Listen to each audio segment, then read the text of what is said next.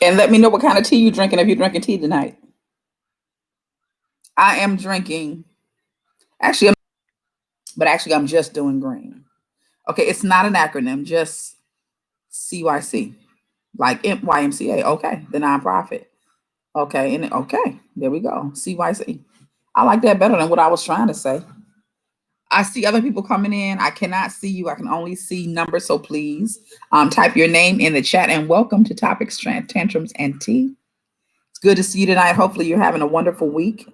And I hope that this platform gives you a place to kind of wind down a little bit, just kind of wind down a little bit.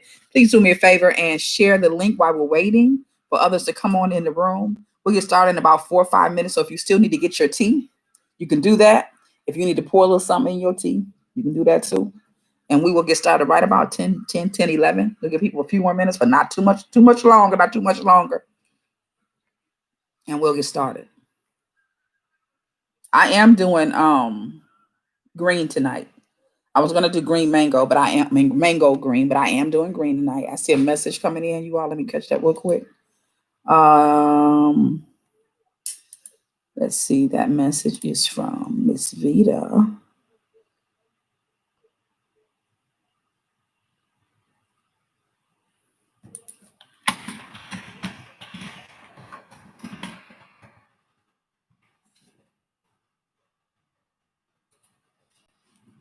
Okay, hopefully it gets her in. Welcome to 3T. Please type in the chat where you coming from, your name, and where you are hailing from tonight. I should type where I'm hailing from because I didn't say. So, and I'm hailing from Yaktown, baby. Yaktown, baby.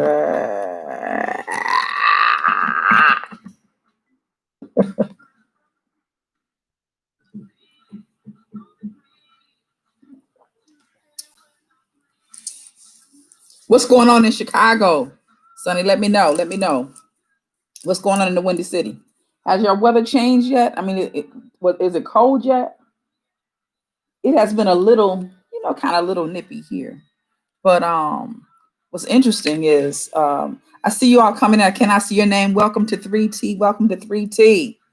Welcome to 3T. Please type your name in the chat and let us know what city or town, village, or basement you're hailing from. Let us know. Let us know in the chat, please. Life Her Way. I think I know who that is. That is Miss Vita Copeland, I do believe. She said the comment section finally appeared. Oh, you didn't get it before now. I'm sorry. Well, thank you. I'm not sure what the holdup is on that. Thank you for coming by tonight. Good to see you all.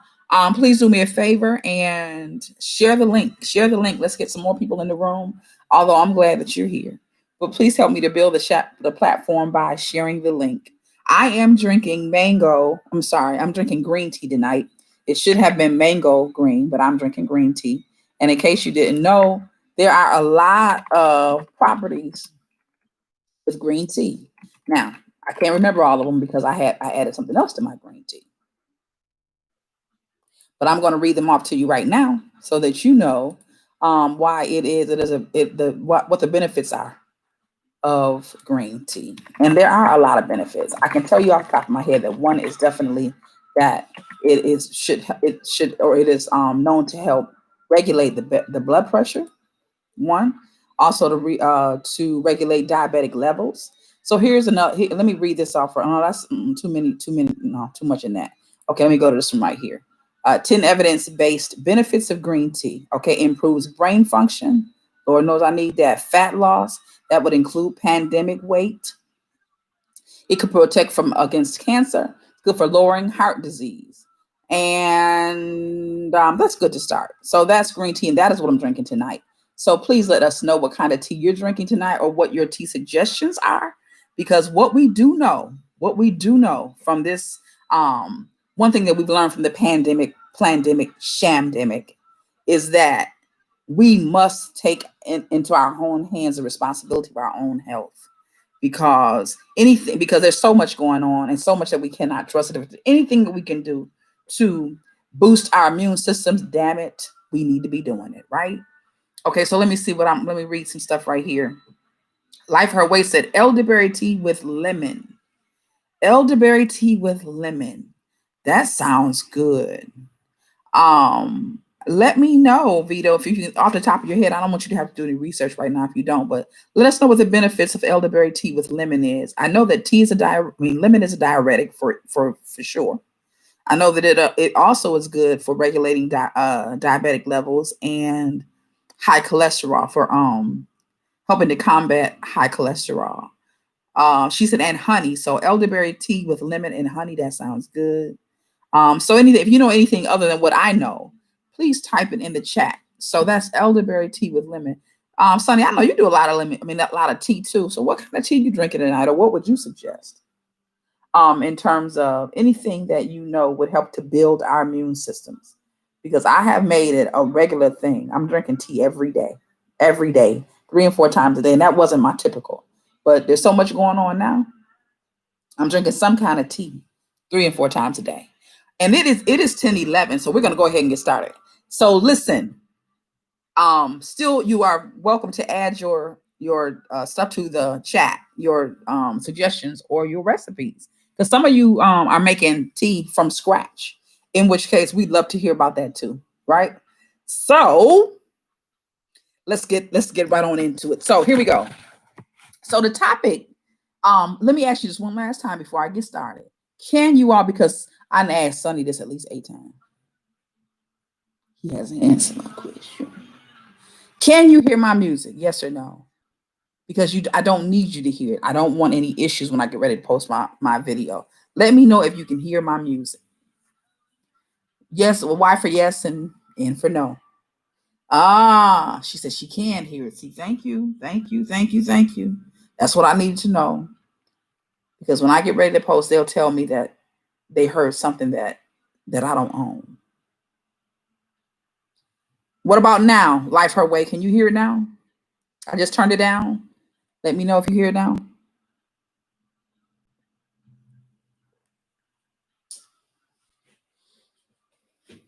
Let me know if you can hear the music.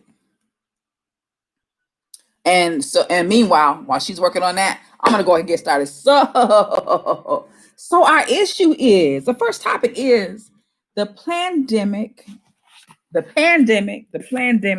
or the SHAMdemic. And the reason I said that, of course, you already know. We don't know if this thing is, let me reiterate what I said last week. I believe that there is a strain of something that they have that our government has labeled COVID-19, right? I believe that's the case. And I do believe that strain of whatever COVID-19 is, or whatever it actually is, I believe that it is doing some harm that we have never seen before. I do believe that this strain of virus or whatever it is something that we've never seen, and therefore it's doing something that we've never seen before. I believe that. At the same time, I believe that COVID-19 is also I also believe that it is a boogeyman. I believe that they are pinning a lot of stuff on COVID-19 that is not COVID-19. That is my personal belief. I don't believe that everybody who is dying from COVID-19. And I'm sure you all have been in conversations like this, have been in discussions like this. I just don't believe that. I do believe that there are some that are, but I also believe that they are attaching anything that they want to COVID-19 because nobody can check them if they do. So I do believe that they are allowing people to expire that they don't want to deal with no more. And so that's one of the reasons that we hear, if you have any pre-existing conditions, you almost can, you can look at, you better not get sick, because you will be the first to go. I do believe that those of us who they want to expire, that they're using COVID-19 in order to allow us to expire. So I don't believe everybody's dying from COVID-19. So I'm saying that to say, does it exist? I believe it exists. I don't believe everything everybody's dying from is COVID-19. Millie says, well, for an extra $13K per person, I'd attach COVID-19 to it too. Exactly. So, and that's where the term SHAMdemic comes in, or plandemic comes in, right? Because I just believe that there's more to it than, than we're hearing, of course. And you all let me know what you think. I would love to know what you think. While you are considering that, while you are considering or responding to that, I want to say this about the pandemic. Now I'm just going to go there, the pandemic.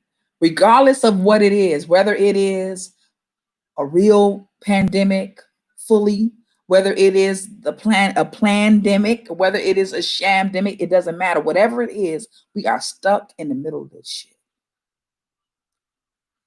And I do know that as long as it's been, and even though we cannot see the light at the end of the tunnel, at some point, it is going to lift. All of this is going to lift. And all of this lifts,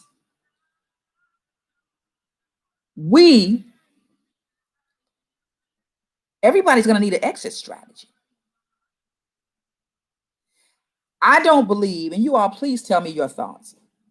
And I'm gonna stop at any time and read some comments. So at any time you get some, just let me know. But I just don't. When this is lifted, however, whatever that looks like, because we don't know. What I don't believe is that we'll return to life as we once knew it in many, many ways. So one instance, one example is the whole school system thing. I had this conversation with somebody a while ago. I never believed that we were going to return to school in the way that we expect to return to school. Now, if we do return like that, it goes back to what it looked like 2 years ago, I would just really be surprised. Because from my time of this is even before the pandemic, right? I taught a year at K12.com. And when I taught that year at K12.com, I thought to myself, this is so easy in comparison to running a brick and mortar with people, right? And when I say that, I'm talking about in terms of having to be responsible for the safety of those people, insurance for those people that teach the children, and having to be responsible for people's kids and getting kids back and forth to school, and making sure that you can get your teachers trained, and all of that stuff that comes with being in a brick and mortar, right? Of course, they got to be trained anyway, but they got to be trained to deal with them face to face, right? There's a lot that goes into that. Building infrastructure, maintenance, and all of that stuff, right? That 1 year at K12.com, I thought, I don't know. And I had a discussion with a couple people. I said, I'm not sure when or how they're going to do it, but this K12.com thing, this going to school online is so easy in comparison to going to brick and mortar. I just think that at some point, this is going to be cut out. It just makes too much sense. It will save too much money, and so on and so forth, right? Then a pandemic came, and that's exactly what happened. When they took the kids out last year at the end of the year, I thought if they stay out more than a month, I can't see them going back. Because my thought was, why would they? They would say, well, y'all done figured it out now. So why bring them all back to the same place so that we have to deal with all of that other stuff that we didn't have to deal with before? You understand what I'm saying? So that's one example. And I'm sure that we could talk about many, and you all want to talk about one in particular or some in particular, put that in the chat, and I'll be more than willing to address that, or we can talk about that. But things like that, I just don't think we could ever return to it. Church as we knew it. I don't know that we'll return to church as we knew it. For one, because again, I think it'll be a long time before people can actually come together and not be concerned or worried at all about getting something from somebody, right? I think it'll be a long time before that happens. In addition to that, since we've been out and away from those types of gatherings, do you know how much shit done come out about these ministers and the shit that's going on in the church, in the churches? Y'all already know. There's so much stuff going on in the churches that have come out since the pandemic, right? Or prior to, real close to the pandemic, that people have time. They have time to sit on their arses or sit back on our laurels and think about what we've seen or what we heard or what's going on. Millicent said, that's bull. Tell me what's bull, Millicent. Tell me what's bull. So I just don't know that. I just don't believe that we're going to go back to that extent, because I think that people probably would, in many ways, have found another way, another spiritual way of being. Does that, if that makes sense? Okay, explain bull to me, Millicent. Life Her Way says, I said a long time ago, with all the problem students in schools, shootings that school is going to have to change. And see, I didn't even think about that part of it. Absolutely. Absolutely. You were absolutely right. That probably should have been the first reason they was like, look, y'all go home. Because your mom and them can do better than we can. We can't keep you safe. You're right about that. You're absolutely right about that, Vita. So there's another example. There's another reason that it would be better for and a more economical and more safe for people to stay where they are. Okay, Millicent, she's explaining her that's bull. She said the pastor's been having shit going on. Okay, she didn't say shit. I'm saying shit. You're right. You're right. But I do think this though, Millicent, you know how it's hard to see exactly what's going on or how much. Put it like this. Perfect example. Perfect example. You know how you can be running through your house, you know, and you're a working woman and you're a working man, and you going in and out every day, and you working, taking care of your business. And because you're moving and you're going and you're coming and you're going and you're coming all the time, you don't realize how junky your house is. But you don't, because you're busy. You're running, you already there. You're running and doing your own thing, right? Taking care of business. When you hit the house, you fall out, clap. So when you get up running. You grab something to eat, you keep going. But if your ass end up getting sick, or you got to stay home from work or for whatever reason, and you got a day in your house and you sitting, you start looking around like, oh my God, who live here? This shit is atrocious.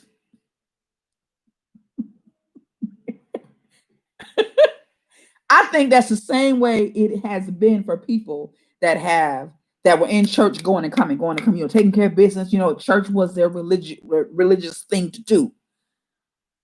But being home, not being able to go, people got a chance to relax and sit back and see things that they may not have seen because they were too busy moving around. You understand what I'm saying?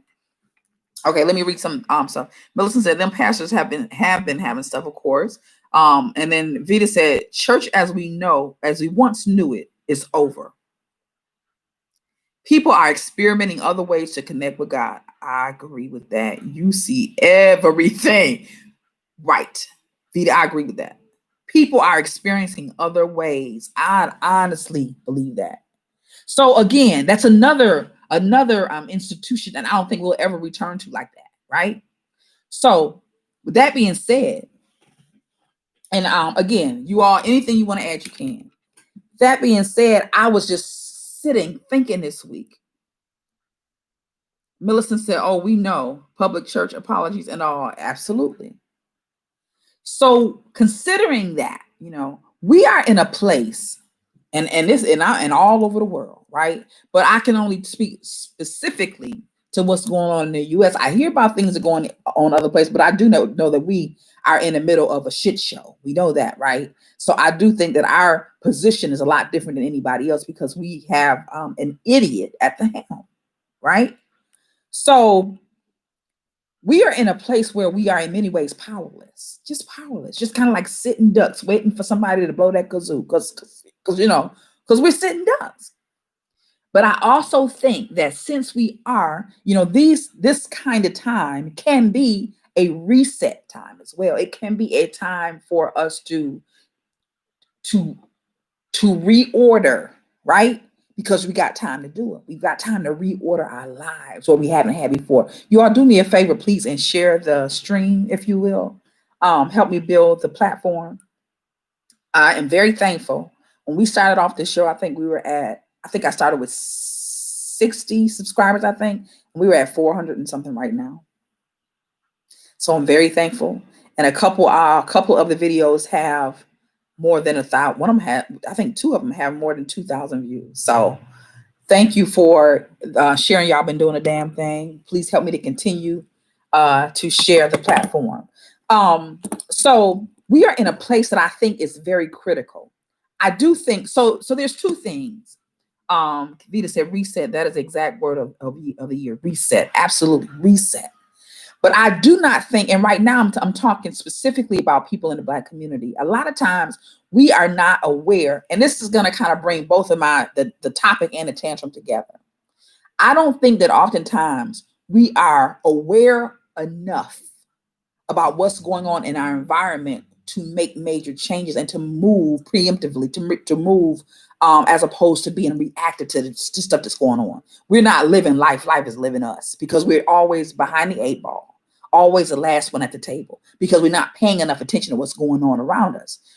That's my personal belief, right? And so I think this is what I do know.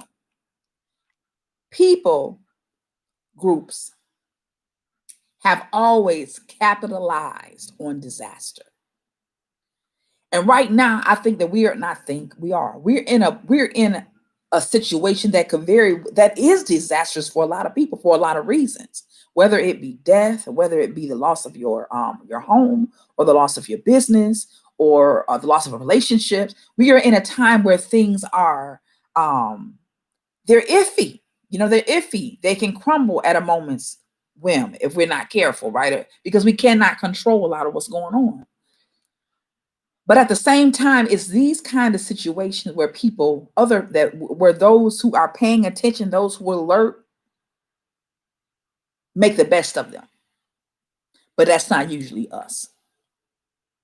So what I want to talk about in particular is, what are you doing? How are you, in what ways are you taking advantage of the current situation? Because none of us can control it. But if we're aware and alert, we can take advantage of the mayhem, right? So what are you doing personally? Let me ask you that. And you all, please, if you can answer in the chat, please do so. If not, think about it. That's something we can revisit later. But is there anything in your life that you're doing different in reference to taking advantage of this particular place in our lives that we shall never forget? That when we are older, a lot older, and have grandchildren and great-grandchildren, if we are still around, we can say, oh, I remember the pandemic. I remember. What are we doing in this particular time? Is there anything in particular that you're doing that is going to set you on a better road, put you in a better place than you are now? Is there a way that you can capitalize on the current situation that we all find ourselves in? Okay, Vita said, I decided to become an entrepreneur during the pandemic. That's what I'm talking about. Vita decided to become an entrepreneur during the pandemic. Vita, why did you decide to become an entrepreneur? Tell me that. Why did you decide to become an entrepreneur? And what kind of entrepreneur are you? Please. Okay, and then Millicent said, I'm spending more time with my children. Me too. And paying off my debts. I will not continue to owe people so that my time is my own. Yeah, that's what I'm talking about. That's what I'm talking about. How did you come to that, Millicent? I mean, I know that you work in that area. But you can find, it ain't hard to find beauticians with crappy heads. That ain't hard to find.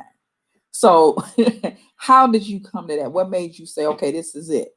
I'm doing this instead. You all, please do me a favor and share the stream. And thank you again for being here. I appreciate you. And while you all are getting your thoughts together, I'm gonna tell you what I have done. My husband and I sat down and talked about the fact that we really needed to talk about retirement more so than anything else. With all the running and the ripping and running that we were doing, we weren't really planning for retirement in any way. We were just kind of, living for the day. And it was during this time when we were sitting down, in the house together, almost because we had to be, that we began to talk and pray about some things that we needed to do coming out of this pandemic that would help us be in a better place in terms of retirement.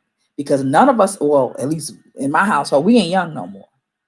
And so we had to start talking about we had to start putting things in place, not just talking about retirement, but actually putting things in place so that we can retire, right, successfully. Okay, let me read some of this.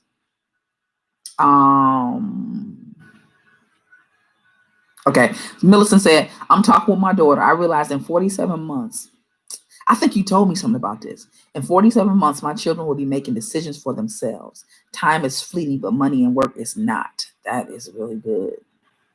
You know, that the fact that you're quantifying that, that's the kind of stuff too. For me personally, I kind of get away from numbers. We start talking about detail, I'm like, I don't want to get into that. But I realize that it's quantifying this information, and these steps are going to be necessary for me to be as effective as I want to be. So I'm really paying attention to what you just said. Okay, and Vita said, I couldn't make another excuse not to start with all the time on my hand. Wow. I wanted to help women tap into their sexual health and wellness. And Vita does pure romance. She does pure romance. Millicent said, I love what I do and I work forever. However, I think I will too, Millicent. I work forever. However, what I am working for is not the two people I love the most. Wait, let me read that again. I love what I do and I work forever. However, what I am working for, if not the two people I love the most. Corey said, I have been more intentional about achieving my dreams, doing things for myself, focusing on my self-care, actually taking time for myself without explanation and guilt. Oh, that's good. She said, taking time for herself without explanation or guilt. That is really good, Corey. And what stopped me there is I know that as women, a lot of times we're taking care of everybody else and we're not taking care of ourselves, which is why the reason that Vita went into life her way. We're taking care of everybody but us, and especially Black women. And I do it too in terms of being guilty. With my children, a lot of times I know that I know beyond a shadow of a doubt, there's nobody can tell me otherwise. I know that I'm a good mother. I know that if they get on side of 14 of their friends, none of them could stack up to the kind of mother I am. I already know that. But let one of them say something off kilter and to make me feel like, okay, well, maybe I should do so and so. So I get it. Millicent said, I love it. My word for 2020 has been no. Yeah, it's necessary, right? It's necessary. It is necessary. So that is what I think that we really, really, really should focus on, right? And it sounds like some of you are, right? And probably you spend more time with others who are in that same frame of mind so that you can stay committed to what it is. Because my thing is, and even, you have those who are in your sphere of influence. Hey, Tracy, how you doing? Tracy from Cincinnati. Welcome. Tracy, we are talking about, Tracy just came in. Well, Corey just came in too. So I'll tell you where we are, but I think Corey picked up. We are still on we're on the topic, and we're talking about being in this pandemic, SHAMdemic, whatever it is. We won't argue about what it is, but what we do know is that we are in a place where we are in many ways helpless, right? But whatever it is that we are in, it is still temporary. It is not going to last forever. And so my question to everyone was, what are you doing? Is there anything that you're doing in your life at this current place and time that will help you plan for your exit strategy? Because we're going to exit out of this time at some point, right? And so what can we do during this disastrous time? Because there are other people groups who've always known how to capitalize on a disaster. And in many ways, what we're experiencing is a lot like a disaster. And in many ways, it is a disaster. Not like, but it's a disaster. In this time of disaster for many of us, we have got to pinpoint how we can capitalize, how we can use what is here to get us to the next step, right? The next place, because we all have to leave this, or we're going to leave this dispensation at some point. And when we do, what is your life going to look like? Because in many ways, on many levels, we're not going back to what we know, right? But at the same time, this time could be a reset, a space for reset for us. It could be a space where you can wipe the slate and start all over, right? Because oftentimes that's what people do. When you don't have a choice, then you start rewriting your life, right? But oftentimes as Black people, we don't always pick up on that. We're just living in the moment and never preparing for anything else. So that was my question. What have you, if anything, what have you done so that your exit strategy, so that you have an exit strategy at the end of this? And Tracy said, I'm focused on being debt free. And that is the second person that said that. Millicent said the same thing. I didn't say that, but that is part of what my thing was. And what I said was that me and my husband sat down and talked about the fact that we have to put something in place for retirement. We've been talking about it, but talk is cheap, right? And while we've been running around and we didn't have the opportunity to sit down and think about it, when you're running around busy, a lot of times you don't take care of your business because you run around busy. But since we were here, we got to really talking and really thinking and saying, wait, now what do wait, hold it. We don't have, there are more years, but way more years behind us than there are in front. What are we going to do? We can't depend on these kids to take care of us.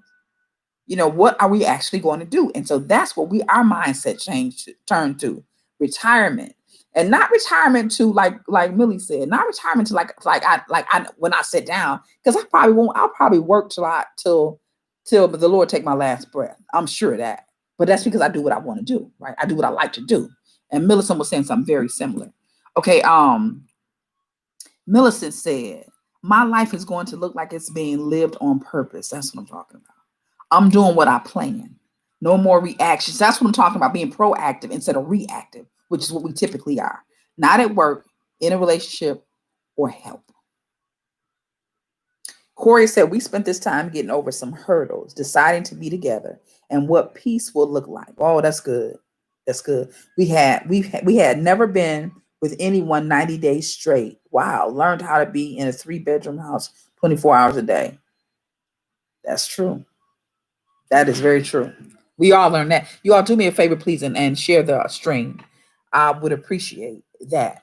So that's what I want to make sure that I think we keep at the forefront of our mind. And that is that in this point in time, in this day and time, we should be making sure that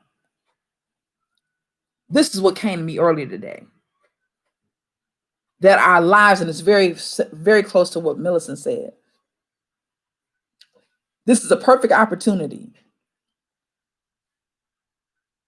to fashion a life for yourself that you've always wanted. It's the perfect opportunity. If you don't have, is somebody coming on the steps? If you need to come out, come on out. If you never had the time that you need to do what you wanted to do, now's the time. Many of us have really peculiar situations where you don't have to spend so much time working, and there may be some other money coming in as well. And if we're not spending it on stuff that's not important, and if we have a focus and a vision on the other side of this pandemic, that you could look back, we could actually look back at this pandemic and say, you know what? It was a curse in many ways, but it was also a blessing because I was able to move in this area of my life. Right? Okay. I thought somebody said something else, so I stopped with that. So that is what I want us to think about, right? But I also think that there are a lot of, and we're always already thinking about that, right? Because everybody had something, or you already been thinking about it. But a lot of us have people in our sphere of influence who are not thinking like that.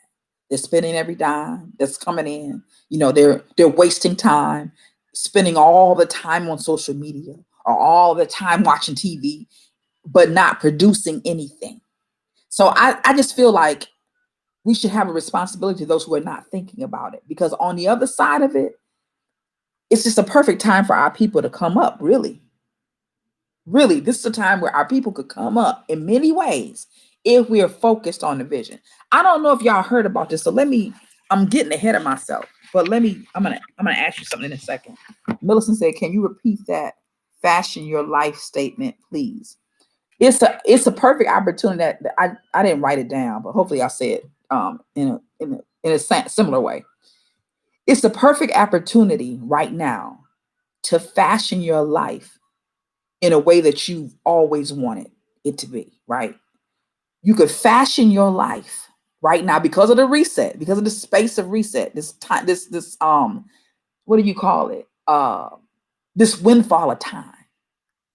And in some cases, a windfall of finances, in some cases, right? That you didn't really work for, right? So although it has been disastrous, this is the perfect opportunity to fashion your life in a way that you want it to be, so that it looks like you wanted it to look, but ended up somewhere else. Because most of us did that. Most of us ended up somewhere else that we didn't necessarily, we realized later, that's not really where I wanted to go, but often because of all the noise, we did what we were told to do or what it seemed like we were supposed to do because of what we saw, and never really hit the mark. Do you understand what I'm saying? Okay. Clarence said, my job never stopped. It altered. Okay, wait, what happened to your question? Okay, he just took it away. That's why I don't see it. It says message retracted. Okay, well, if you come back, I'll take that. All right, so I just feel like it's really important that we should, just kind of share with people, kind of bring folk along, at least start a conversation for some who may not be thinking about it. Maybe we can mentor. I ain't trying to give you no job. I'm just thinking about something. So anything else y'all want to say about that, please add it here. And then I will address it, or we'll discuss it. Meanwhile, I'm going to move on to something else that I wanted to tell you before I forget. So, and I know that this is not for everyone. It's not for everyone, but I'm learning more and more about it. So I can't help it. I'm a teacher. I share what I learned, right? Okay. Millicent said, mine didn't either. I just found time because I wasn't doing the busy-ish. Absolutely. Absolutely. That running around will take you off. It will take you off your square. But especially as women, and I shouldn't say that because I know Sonny said, how much stuff I do, how much shit I'm into. As women, we do a whole lot of that, running around for other people as well as ourselves, but basically for other people. So the final word is reset, right? Use this time to reset.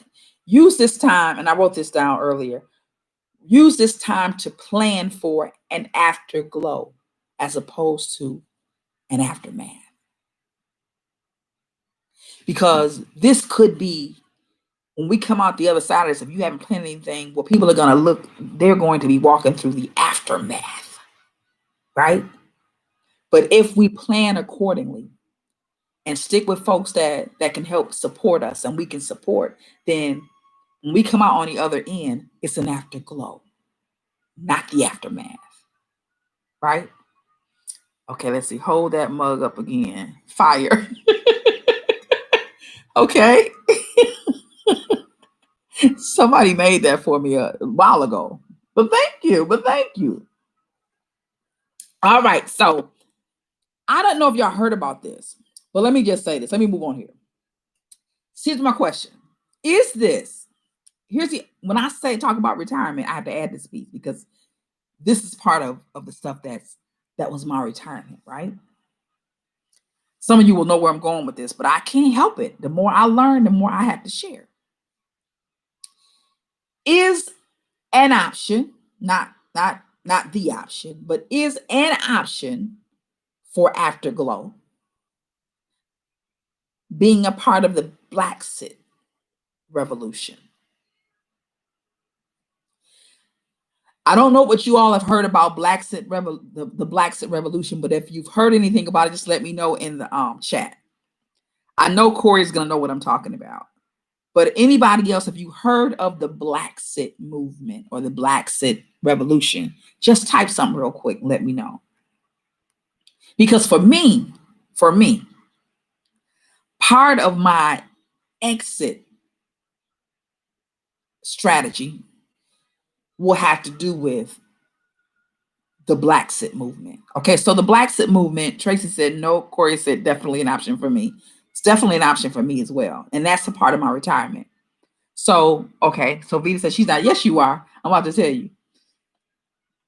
Blaxit movement comes from the word exit, but it has to do with Black people who are exiting the United States or exiting other areas in the world, diasporans that are returning to the motherland. But the movement is called the Blaxit movement, meaning the exit, the Black folks exit movement, right? So you all know that my husband is from Gambia. But I will say this, though. I can honestly say this. Before the pandemic, building in Africa was just kind of like a faraway thought. It's one thing to say things, it's something else to do it, right? Really faraway thought. We talked about it a little bit, but if you don't have nothing, you ain't put nothing in place, you can talk all you want to talk. You can talk till you get blue in the face and ain't gonna change nothing. And that's where we were for a long, long time. But the pandemic put a lot of things into perspective for us. Like I'm sure it did it with you all. One of the things was that nothing is concrete here, right? That the things that we had built our hopes on in the United States as Americans, or let me just say as Black Americans here, that none of it was really a true foundation, that many of it, and this could be the case in many places, but I can only talk about what I've experienced, right? So loss of life is absolutely easy, happens all the time. I don't have to tell you about that. We don't have to go through all of, because we'll be from at 2 o'clock in the morning still naming people, right? Opportunities, when they feel like they've done with you or they don't need you, we found out they'll snatch your job out from under you and say, we don't have nowhere for you to go on. Do what you gotta do.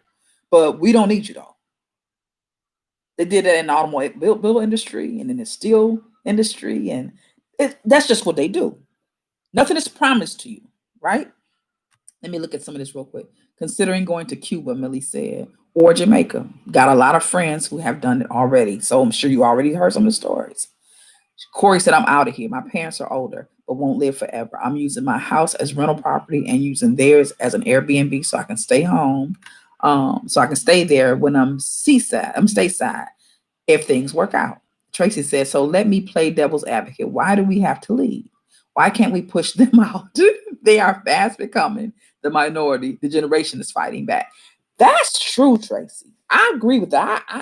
I absolutely have seen more bite since the George Floyd thing than I've ever seen. Even in our generation, I don't see that kind of fight. So for reasons that I think that's good. But I'm gonna tell you why, Tracy. Matter of fact, I got some stuff that I pulled down today that I'm gonna share with you. I think that we are in the middle of another great migration. That's what I think. And if we don't realize that, we won't know it. And then our children will, or our grandchildren will read about it in the history books. But I think that we are currently in a great migration. When I say that, I mean just like the migration where Black folks move from the north, move from the south to the north for better jobs and better opportunities, right? But right now, whether you know it or not, there are a lot of African Americans that are moving back to different, not just Gambia, Ghana, Tanzania, South Africa, Liberia, because what they have found out is the same thing I found out when I was there a year ago. And that is there's so much opportunity there. And with the little bit of money you have the opportunity to gain so much more. And They want you there because they realize that you have not only the resources, but some ingenuities that they don't have. So one reason I think that we should go there, not necessarily to stay, that would be up to you. But I do think that any thinking person should consider this because there's so much opportunity there. So you should consider possibly retiring there, possibly. And I know that's big for some people, but if you put your foot on the ground, you might say something different. Because the way they retire, you can retire with the kind of money that you have in your retirement account, you ain't gonna never be able to do it here. So that's one thing, but the other thing is business opportunities. And what I honestly believe is that we are not going to ever, as Black people, accomplish what we want to accomplish until we get into those three areas I call bio: business, investment, and opportunity. We have got to get in a way where we figure out how to make money exponentially, as opposed to trading an hour for $1, an hour for $1, an hour for $1. We're going to die trading an hour for $1, hour for $1, as opposed to finding ways where your money can work for you as opposed to you working for your money. So we got to move out of the labor force into some managerial kind of stuff, some ownership kind of stuff. You know what I mean? Business, investment, and ownership, period. And in these places that I'm telling you, it's almost like many of them have been set back 30 years behind. And that can be good and bad. But for an African American with a mid-income, the opportunities are there like you didn't have them here. Okay, let me look at some of these. Okay, so I'm tracing then. Okay, and then Clarence said the American dream turned out to be a nightmare. Absolutely. Miller said, I love that thought, but I'm tired of fighting. And I'm assuming she's saying Tracy's thought. I want to be somewhere I'm loved and welcome. That's celebrated, not tolerated, right? I don't want to fight about the things that I or no one else can control. It's a good point. And then Tracy said, only for those who brought into it. Only for those who bought into the American dream, she's saying. Okay, and then Tracy said, okay, Vicky, speak facts from experience. Do Africans really like us? I always hear that they think we are spoiled and entitled. Okay, so from experience, I've seen that, and I've not seen that. I have seen some Africans that exactly that. They say we spoiled and we are entitled. Most of that, though, was interestingly enough, most of that I experienced when I was on college campuses, and they were here in our territory. And that's interesting, right? That's when I saw that attitude that you're talking about. It does exist for some. It does. And that's where I saw it, which is really odd, because not only were they on our campus, in our country, but they weren't even citizens. They were just here for school, just on papers. So it was all temporary. But you had the nerve to come here and look at me like it was really weird. It was really weird. So yes, I've experienced that, Tracy. The flip side, though, let me go way back to Kenya. And you remember when I went to Kenya in 90, it would have been 92. I remember how happy those people were to see me, simply because they said the white people always come and Black folk don't never come. They treated me like I was a queen. I started feeling guilty. I'm like, wait a minute, you ain't got to tie a shoe. That's the kind of stuff but they were just so happy to have an African American, an American who looked like them in their presence. And that's how they treated me from the time I got there to the time I left. When I went to Gambia this past February, I experienced the same thing. They were so happy to, it's one thing for them to see Famara is one of them. But when I came with the children, you have to experience it for yourself. I mean, I don't know what else to say except for you to have to experience it for yourself. Tracy said they told us that they were African princesses and we fell for it. Hook, line, and sinker. They showed it. I remember that. I remember that. And it's like, what? Did you know that he was a prince? I remember that shit. That's hilarious. Yeah, we fell for it. We ain't We didn't know no better. We didn't. That certainly was not the case. But yes, I have experienced that. But I've experienced just a little of that, like I said, on the college campus. Outside of that, I haven't experienced that. Does that idea exist? Yep. But you know what? I didn't experience it there. The other thing is, it pales in comparison to the kind of stuff that we experience here. Period. It pales in comparison. And it's one thing that the other thing is you get there and say you have, because maybe you probably will run into some of that. And my thought is because it is a great migration, there will eventually be some of that cultural clash. You know, because it's one thing to have 3 or 4 Americans here, Black Americans that you know are not used to. It's another thing when they come in droves. So I'm sure. I mean, it's only natural. Some of that rivalry that's just gonna happen. But you know what? That rivalry is gonna be different than what we're talking about being held away from. You know, being discriminated against and not given opportunity to thrive. Right. So I'm talking about opportunities to thrive, not to strive, but to thrive. Right. Those opportunities exist there. And we could talk about in detail the kinds of businesses that are, and I won't get them all. And I learned something new every day. I sent Corey a video that I found on another woman I found on YouTube today. I had no idea. She was from UK, but she gone over to Gambia. She's been there about 2-3 years. Her and her husband have 2 businesses.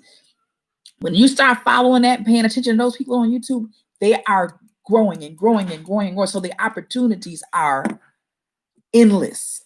And when you think about the fact that there are so many African Americans moving there are things that they're going to want as African Americans in that place that they can't get on a regular basis. Somebody got to supply, right? Because you're going to want the things from home. That's just how we are. When you get somewhere after a while, you're going to be like, well, Dad, can I get some pink moisturizer? If I could just get some pink moisturizer. It's going to be a hot commodity, right? A hot commodity. So anything else y'all want to write, do that, and I will check the thing. But my point is, we are in a great migration, another migration. So I just wanted to read you a few things that I found off the internet. This one was by, I want to say, I didn't get I'm not going to lie. Anyway, I found it online. It says, what caused a great, I'm sorry. We know what caused a great migration. That was from I'm sorry. Let me give you this fact right here. Did you know that around 1916, when the Great Migration began, a factory wage in the urban north was typically 3 times more than what blacks could expect to make working the land in the rural South? Now, I don't know how many of your parents are in the places they are as a result of the Great Migration, but that's why my parents are in Pontiac, Michigan, up from Mississippi. Now, they came later in the migration because my father and my mother didn't come to the late 60s. But that's why they're here in this area. They came during the Great Migration. Now, what's interesting to me is that when they made that move, they came here thinking or knowing that they would get more money than they ever received working the ground in working on farms and sharecropping, and especially after the boll weevil situation that took about, I got the date somewhere, but after that whole boll weevil thing, it really messed up farming and sharecropping in the South. So they were able to make 3 times what they made at home. No wonder they came in floods, but they came to conditions that were not the best. But it seemed like it. You know, it seemed like it was the best situation. They were able to get a home that they never owned before. They ended up being in factories where they were really abused, and many of them, because I've heard some of those stories. My aunt told me a story that she worked in a foundry, and she told me, she said, first of all, my mother told me that she wasn't going to work in plant. She said, I was too lazy for that. So I knew when I came, I could work in the plant. I just couldn't do that. But she ended up doing what was typical of wives of plant workers to do. She cleaned toilets in white women's houses. Excuse me, all as a result, all result of what was going on in the plant, right, with men. My aunt, however, said she was a hard worker. So my Aunt Claude, came and went to the plant, and she said they put her in the foundry. She said to me, she said, I worked that job, she said, and it was the best thing I thought I'd ever had. She said, but when I went in there, I was one color. She said, when I came out, I was this 5 or 6 shades darker, because she said it was 100. I want to say she said 120 degrees down there, and they were working 10 and 12-hour days sometimes. So that alone, when I hear that, I said, oh my God, but they did what they had to do. They needed the opportunity, right? So that's why that's how all of this in this Midwest area came to be, as a result of those people that came here looking for that opportunity. Well, the same thing is happening. The difference, I think, though, is between that migration and this one is during this migration, there is opportunity for us to go and move in leadership and ownership, in business and investment and opportunity, as opposed to going in as workers. The other piece is we have the opportunity as business owners, investors, and owners, or business runners, investors, owners, however you do it.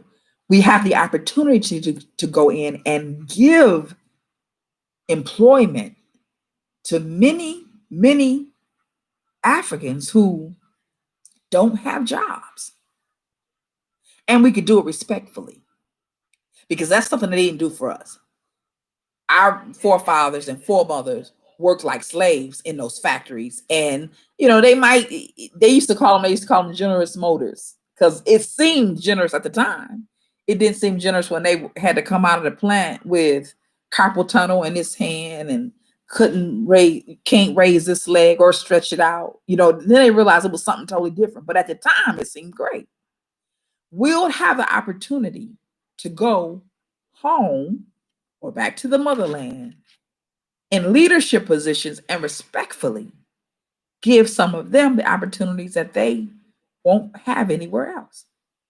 All right, let me read some of this. Okay. Corey said they're inspirational. We're going to be a blessing to them and them to us. I think so too. Millicent says some better made red hot chips. If you need my address for a care package, that's what I'm talking about with DM you. Okay. That's the stuff I know they're going to want, because I know that after you've been out of country somewhere like that for 2-3 weeks, you start craving stuff that you want. Some of that stuff, somebody going to need to supply it. I'm just saying. All right. And Sonny said, my experience with the Africans or others in the diaspora have been the same as yours, Vicky. Okay. And Clarence has been to Africa at least, I'm gonna say 2 or 3 times, maybe more. So our family migrated to Alabama in the last 15 years. Right. That's right. They did. They had the right idea though, because they went looking for opportunity, and opportunity arose. And I'm just saying that there's a possibility that we need to be on the lookout, right, to see what's going on in these areas. Now, Millicent mentioned Jamaica.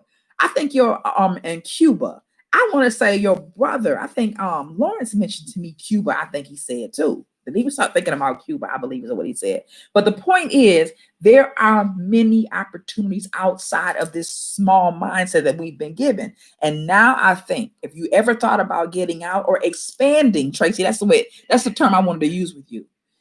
You don't have to consider moving to Africa, but you should think about expanding to Africa. You should think about that, or expanding to Jamaica, or expanding to Cuba, wherever, because the point of it is not to go anywhere and get in debt. That's not the point. The point is to go somewhere where you can bring something to the table, and you can be more successful in that economy than you have been able to be in the economy that you were raised in. That's the point. Okay. His wife is Cuban. That's where our grandfather. I didn't know your I knew your grandfather. I thought your grandfather was I thought he was Jamaican. I didn't know that he was Cuban. Oh, okay. So that's the point. The point is not to go and somewhere else where you can be in the same caught up in it with the same vices that you have right now. That's not the point. The point is to go somewhere so that you can You can retire without retiring. You can live your life until you retire. You understand what I'm saying? Until your body retires. Right? And what I have found is there's a way to do it with the money that we made, with the money that we've made. So if you have a pension, you ain't gonna live here the way you could live in some of those countries with your pension. I've seen it with my own eyes.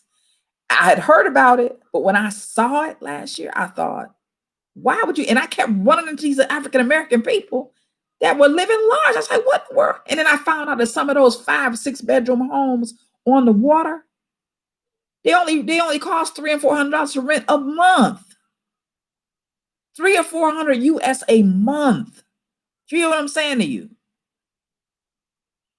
Okay, Corey said, I went out of the rat race. I want out of the rat race. I know that's right. Even as an entrepreneur, working so hard to get and provide service for clients every day, this can't last forever. Corey, I'm with you 100%. That's why we have to move together, or and bring each other in on information so that we can, because it's available to us, and shame on us, and how sad it would be if we leave this earth never having experienced these things that are available. They're available. It's not like it's no longer out of just a figment of your imagination, because I'm telling you what I know. It's no longer a figment of your imagination. It's just, but I will say this, and you don't have to go with me, but you do have to see it for yourself. You got to see it, because it's the only way you can grasp it. I'd heard, what was available, what was possible. I was like, you have to see it so you can grasp it. All right, Tracy. Yeah, I'm not lying about that. 4 and 5 bedroom homes on the water, $300-$400 a month. And when you talk about a meal, like for instance, we would go and get, like, there's a corner restaurant where near my brother-in-law's house. And so we go to, it was called Happy Corners. So we go to Happy Corners in the evening. That's where me and Famara go and get away from the kids. Go and sit down and have a Jewel Brew. That's the name of I think their most famous beer. It was called Jewel Brew, Jule Brew. So we go sit down and have a Jewel Brew, and maybe eat, but my sister-in-law cooked 3 meals a day. So, but anyway, we may go, if we're going to something that seemed a little more American, like they would have like a fried chicken sandwich, for instance, and we may go get one of those, or what they call a hamburger, which is similar, which is why Corey needed to be down there doing a restaurant, because it was similar, but it wasn't right. But if Corey was there making her hamburgers, every American in Banjul will be over there trying to get them hamburgers because they know they're right. That's what I'm telling you. There's so much opportunity there. There's so much opportunity there. And that's just, food industry is just a piece of it. We follow, and I say I'm talking about Corey now because I know she followed them too. There's a couple that we follow called, their name of their YouTube channel is Bag. They have bought, I don't know how many acres. They're doing a farm. They've been there for 4 years. They moved down there. They said, well, $5,000. Now, I wouldn't suggest that for nobody. But they moved down there with $5,000 and I think 6 kids. They've been there 4 years. They started a farm that they call Black Acres of the Gambia, because they have acres. They have acres. Now, they got their acres way out, but it don't matter, depending on what you want to do with it. And they want to do a farm. And I'm telling you, anything you can think of, just about, they are growing in that farm, and they're setting up processing plants and stuff like that. So it's going to take a while, but what they've accomplished in 4 years, we could not have imagined here. And they did it not knowing nobody. That's a little, because I followed them a while. Corey has too by now.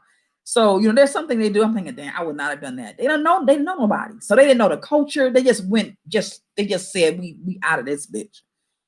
Got their kids, got on the flight, and said they kept thinking about it and kept talking about it. Finally, they just took everything they had and said, let's go. And they left. But the stuff is coming together. But the whole while they're built, they haven't finished building that first main house on their land yet. They are living, renting, And they've been renting for 4 years. And he said, ain't no way in the world they could afford this in the U.S. I think he said a 5-bedroom house. I believe is what he said. Ain't no way in the world they could afford that. So to sit down and go to a dinner, we went to dinner. I think dinner cost something like, if you wanted a plate of, like a plate of food, a hamburger, fries, a drink, I want to say it was something like maybe $27. And you get, was it $27?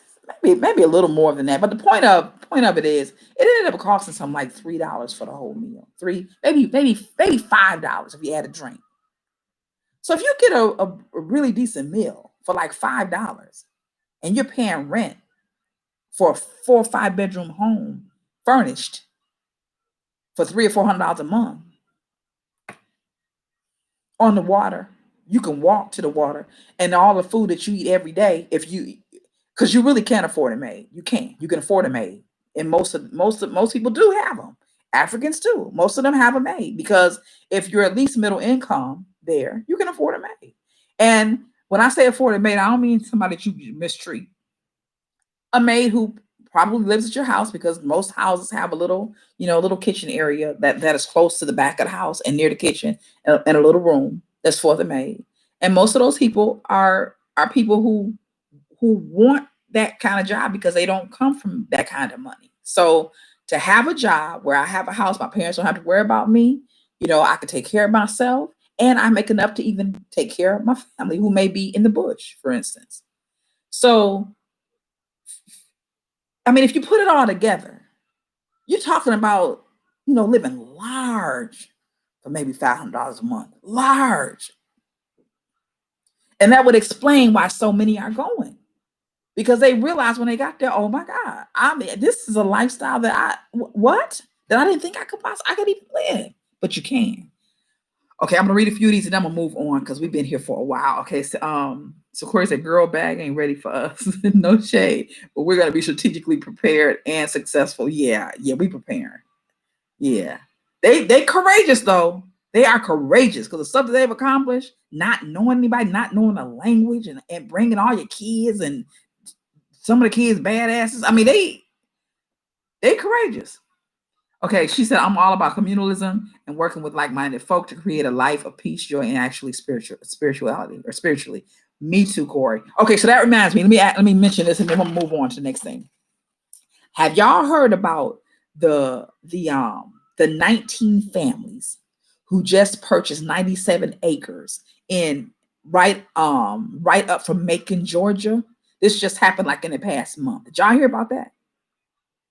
19 families. Black families, of course, 97 acres, all uncut land, the majority of it. Just did it about a month ago. And the purpose of it is they want to create their own city. All inclusive. They've started planning. They've pulled all their people together. They got certain kinds of people that do certain things because they have people who bring to the table what they need in order to create this community, right? Matter of fact, I'm going to be on a Zoom call tomorrow, God willing, with one lady who is one of the 19 and Google it, y'all. I Googled it today. I was like, oh my God, this is awesome. But I'm going to be on a Zoom call tomorrow with one lady who is one of the 19 who owns a container firm.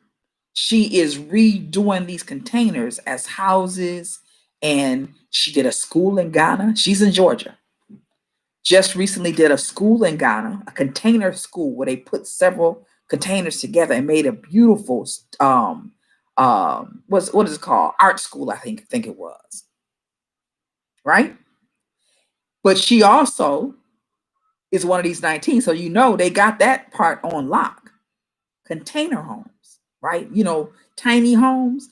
But she does them where you can have a tiny home, or you can do 3 or 4 of them and they put them up in different ways so that you can have a 4 or 5 bedroom home if that's what you want. And when I talk with her, after I have this Zoom meeting, I'm going to get her information. And that may be something that we can talk about together, because She'll soon be looking for investors. So that's a thought, right? That's a thought. That's one way. But again, we have got to move in those 3 areas. Bio, we have to be, it have to be business, it's got to be investment, and it's got to be ownership. So anything that we can come up with and we can share, I think will be a blessing to us all in the long run. Anything else in the chat about this, we can do that. And then if not, we can move on. We over to that. We've never gone this long. But we're going to move on to the next subject. Corey says, when I heard about those families, I felt joy. So you did hear about the motivation. Seeking them make things seem exactly. Seeing them makes things seem attainable. I'm praying for their community. Me too. Me too. And they want to call it Freedom, Georgia. That's the name that they're selling on, Freedom, Georgia. So if y'all haven't heard about Freedom, Georgia, look that up. Good information there. Really good information. And Vita says she start watching their videos. So Vita, the one that I'll send the link to you. The woman I found today, I think you started watching Juliet too from the Blaxit channel, I think. And if not, you should do that. Blaxit, Blaxit. She is a chick who is from, let me say this. Let me add this real quick. She's a chick from the UK. Has been invited in to work with, listen to this. She's been invited in to work with Gambia on rewriting their constitution to include diasporans as automatic citizens. Now, Juliet and her husband have been there for, I think it's 5 years. But the inroads that that woman has made, but she was kind of political in the UK because I kind of look back at some of her old stuff. She was a little political in the UK, but not as political as she is in Gambia. They were happy to have her there. She has caused so much business and people to come into Gambia that they are rewriting their constitution as we speak. And she was invited to the table to help them write how they can include diasporans in their new constitution. Gambia had that whole Ghana had that whole return home thing. I forgot what they called it, but about 2 years ago, where they gave 128 people, I think it was, automatic citizenship. Ghana, however, is a lot more expensive than it is to live in Gambia. I keep hearing and reading about that. They said that the Americans say they live in Ghana, but it ain't cheap. That's not the case in Gambia, because Ghana has been the place where Americans go if they were going to go to go to Africa for a very long time. So they have had for a while African American communities that look very similar to ours, that are very much like ours. So I'm not saying you shouldn't go there, but I'm saying the money will not be the same. It's different. Okay. All right. So moving right along.